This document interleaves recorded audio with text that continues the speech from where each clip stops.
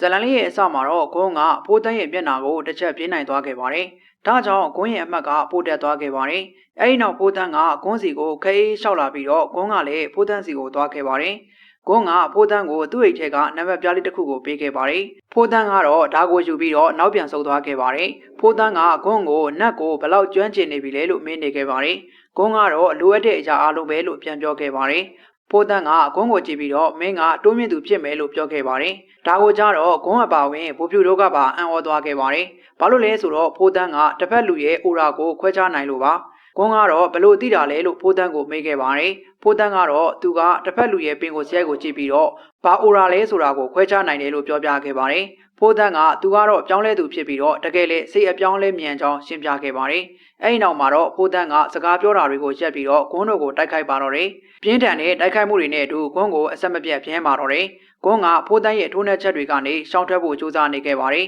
။သူကဖိုးတန်းရဲ့လက်ကနေပတ်ပြေးနေခဲ့ပေမဲ့မလွတ်ခဲ့ပါဘူး။ဖိုးတန်းကဂွန်းရဲ့ကြောပြင်ကိုရိုက်ပစ်လိုက်ပါတယ်။ဒါကိုမြင်တော့ဒိုင်ကပါလှန့်သွားခဲ့ပါတယ်။အဲဒီနောက်မှာတော့ဖိုးတန်းရဲ့အမတ်ပြန်ပြီးတော့တာသွားခဲ့ပါတယ်။ဖိုးတန်းကဂွန်းကိုသူ့ကိုလာတိုက်ဖို့ပြောနေခဲ့ပါတယ်။ဒါပေမဲ့ဂွန်းကတော့ခဏနေဖို့ပြန်ပြောခဲ့ပါတယ်။ဖိုးတန်းကတော့ဂွန်းကိုမင်းမလာရင်ငါကလာအောင်လုပ်ပေးရမှာပေါ့လို့ပြောခဲ့ပါတယ်။ဒါကိုကြတော့ဖိုးဖြူကဂွန်းကိုဂျီရော့ကိုအသုံးဖို့ပြောခဲ့ပါတယ်။အဲ့ဒီချိန်ဂွန်းကသူ့ရဲ့ပါမှာချိန်ထားတဲ့ဖိုးတန်းရဲ့အိုရာကိုတွေးလိုက်ရပါတယ်။ဖိုးတန်းက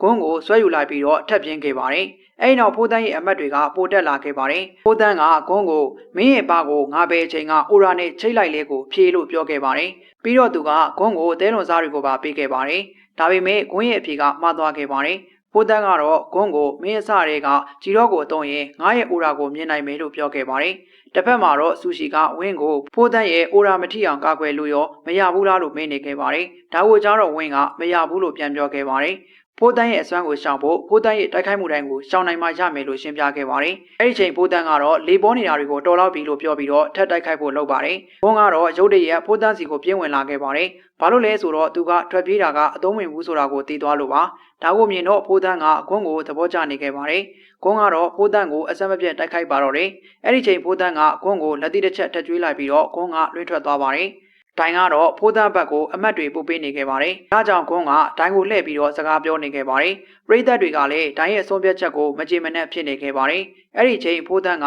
ဂွန်းကိုမင်းရဲ့ညာဘက်ကိုကြည့်လိုက်လို့ပြောခဲ့ပါတယ်။ဂွန်းကလှည့်ကြည့်လိုက်တော့သူ့ရဲ့ဘယ်ဘက်ကနေကြောက်ပြားကမျက်နှာကိုလာမှန်ခဲ့ပါတယ်။ဖိုးတန်းကတော့သူ့လေသားတာခံနေရတဲ့ဂွန်းကိုကြည့်ပြီးတော့သဘောကျနေခဲ့ပါတယ်။အဲ့နောက်ဖိုးတန်းကအနိုင်ရရှိသွားခဲ့ပါတယ်။ဖိုးတန်းကဂွန်းကိုနောက်တစ်ခါကျရင်စီးမြင့်တွေမရှိတဲ့နေရာမှာပြိုင်ဖို့ပြောခဲ့ပါတယ်။ဝင်းကတော့ဂွန်းကိုဖိုးတန်းတဲ့တိုက်ပွဲကိုဘာမှမပြောခဲ့ပါဘူး။ဂွန်းကတော့သူ့ရဲ့ရီမှန်းချက်တွေပြီးသွားတာကြောင့်ထွက်သွားဖို့လုပ်ခဲ့ပါတယ်။ဝင်းကတော့သူတို့ကိုနတ်တွေကိုလေ့ကျင့်ဖို့မှာခဲ့ပါတယ်။ဂွန်းနဲ့ဘိုးဖြူကဝင်းတို့ကိုနှုတ်ဆက်ပြီးတော့ထွက်သွားခဲ့ပါတယ်။ဂွန်းကတော့ဘိုးဖြူကိုသူကကျွန်းကိုပြန်ပြီးတော့မီတို့ကိုတွားတွေ့မယ်လို့ပြောခဲ့ပါတယ်။ဘိုးဖြူကလည်းသူလည်းလိုက်မယ်လို့ဂွန်းကိုပြောလိုက်ပါတယ်။အဲဒီနောက်နှစ်ယောက်သားအတူတူထွက်သွားခဲ့ကြပြီးတော့ဒီနေ့ရဲ့အပိုင်းလေးကတော့ဒီမှာတင်ပြီးဆုံးသွားခဲ့ပါတယ်ခင်ဗျာ။